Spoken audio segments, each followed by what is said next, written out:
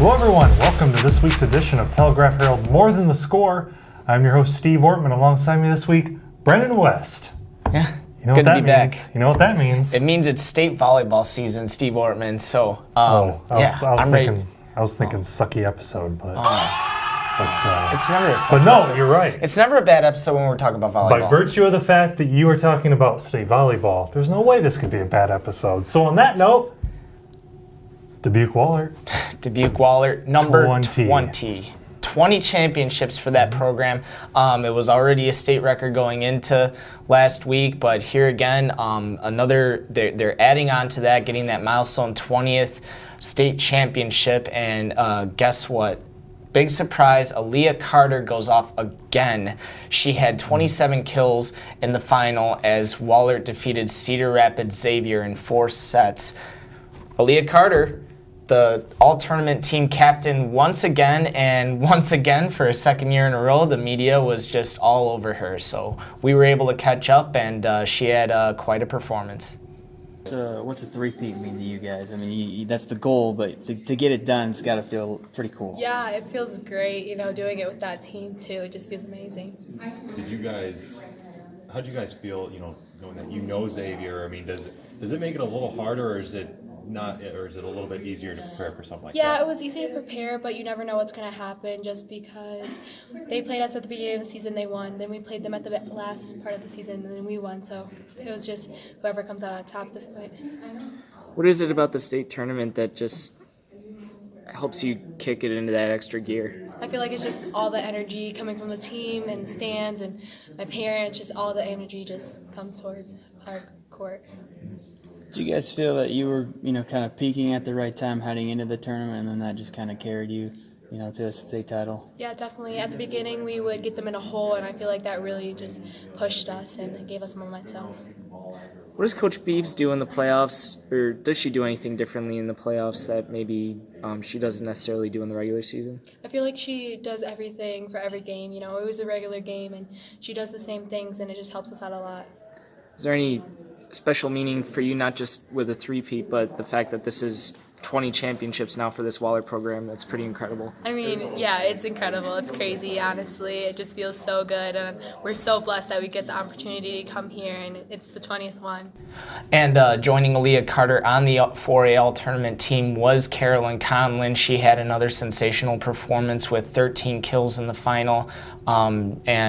She really came up in big stretches too for the Golden Eagles. So that's 3 straight state championships for Wahlert to win number 20, the third obviously in Lindsey Beeves' coaching career. So congratulations to Wahlert.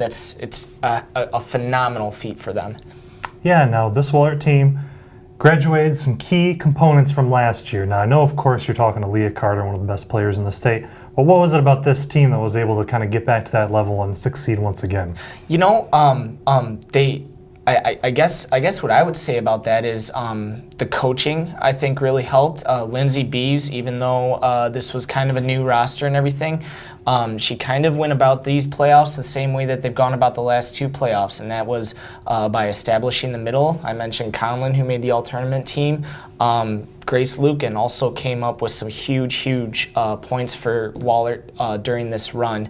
And obviously you can't have a good run like this if you don't have a good setter. Lauren Montgomery, just a sophomore, she really stepped up for this one as well. And, it was similar to last year's run, in which we had Aaliyah going off, but we also had several other people really stepping up. And I think it's just kind of a recipe for success there, the way that Lindsey really coaches this team and has them ready to play come postseason time.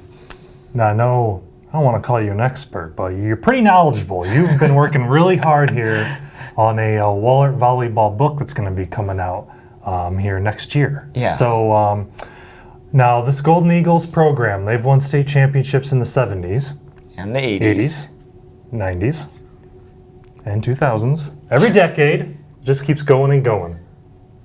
So what's the big secret? What's the answer? How is it done? How are they doing it? I mean, honestly, I can't quite speak for it. The only real common theme that ties the 70s to now in the state of volleyball is Wahlert wins championships.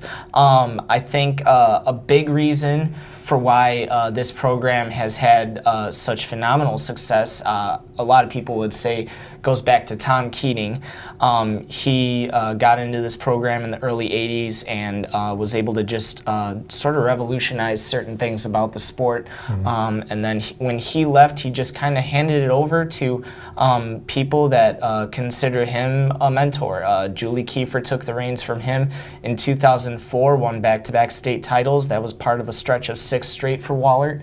And then Kiefer was one of the predecessors for Lindsay Beeves when she came and took over the program. Lindsay won several titles as a player under Keating, and now she's won 3 as a coach for Wahlert, and she's been using a lot of the same methods that he did. So I think that's definitely a huge credit to the kind of coach that Tom Keating was. Sort of a legend as far as this state goes, but it's also a credit to Lindsay and what she's been able to do and how she's been able to adopt some of his methods and also coach this team the same way that she has. Wow, unbelievable. 20 state championships. 20 state It's just championships. An unbelievable feat. 19 was pretty darn impressive. Now they went out and got 20. And if you're a Wahlert volleyball fan watching this, definitely keep your eyes open and your ears peeled and ready to listen to when that awesome Wahlert volleyball book's going to be coming out. Brendan's been doing a lot of great work, talking to a lot of classic folks from the Wahlert years past, and so it'll be really impressive coming out here in 2019 to celebrate 20 championships. 20 championships. I do want to mention also that we have our all-area volleyball team coming up here in a few short days, so you guys will definitely want to be checking that out. One other team that we need to mention, well, 2 other teams actually that we need to mention who also capped very successful volleyball seasons this week. The Galena Pirates went somewhere that they've never been before, and that was to the state final. Although they lost in a sweep to Pleasant Plain, they obviously had a very phenomenal season, program record, 36 wins.